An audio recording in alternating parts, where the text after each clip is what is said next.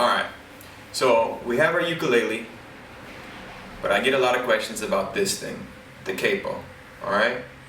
What I'm going to do today is I'm going to show you what this does, how you use it, and how we can use these together, okay?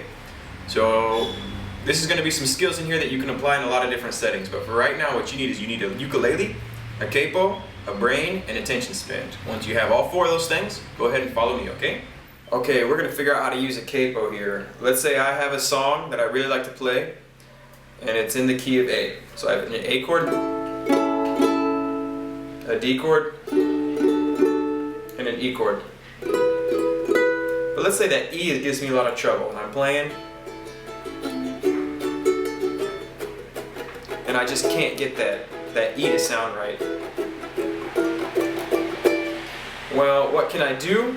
Well, first, you should learn the E chord, alright? Take the time, it's an important chord, it takes a little while, but you have some alternatives as well. With a capo, I can play the same chords in a different position. Now this particular capo is a banjo, is a capo for a banjo. It's kind of hard to find a capo for a ukulele. They make them, but I haven't seen very many of them, so I had to settle for a banjo capo, okay? You apply it like this. Push to open up that mouth, and you want the long end on the strings right behind your fret, okay? So I'm going to put this right here on the second fret.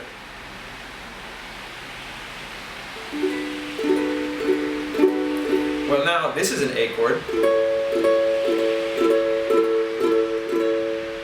This is a D chord.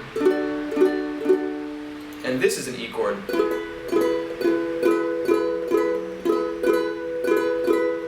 How does that work? Well, this is a G shape, right? G is 2 notes below A. So this is an A note. By putting the capo on the second fret, we've moved everything up 2 notes. So the G shape is actually an A, right?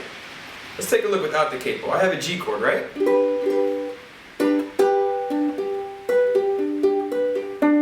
Well, if I take this G chord and I go 1, 2, these notes are the notes of an A chord.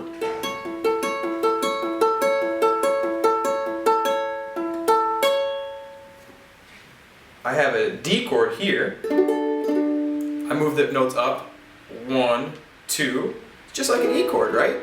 Except this finger here is being supported by the capo.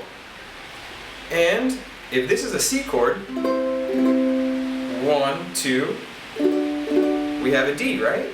So if I take that capo here and put it here, and I play the G shape,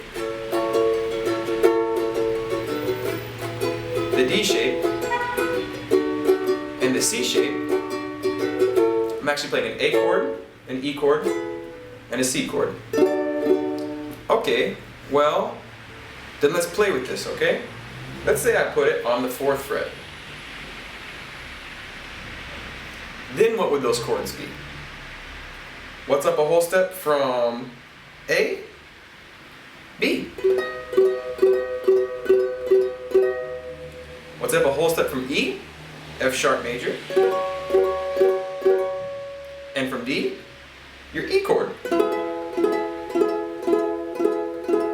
Now, it starts to get cramped really quick on a soprano or on a concert like my ukulele. On a tenor too, there's not a very big instrument. So the capo is really, really good if you're kind of working from the 2nd fret down. But now I can play this song without that terrible E in a different place.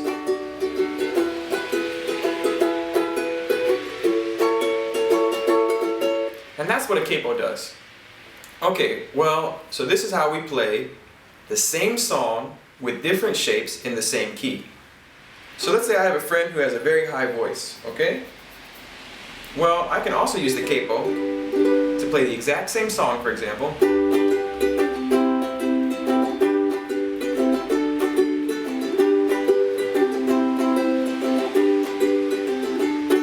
in a higher tone. Because let's say I have a female friend who has a beautiful voice, but it's very high and she can't get that low.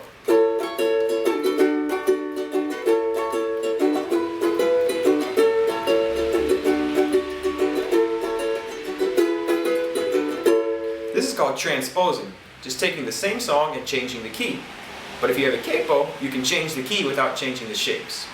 So your capo is used for easier chord fingerings and transposing a song. Alright?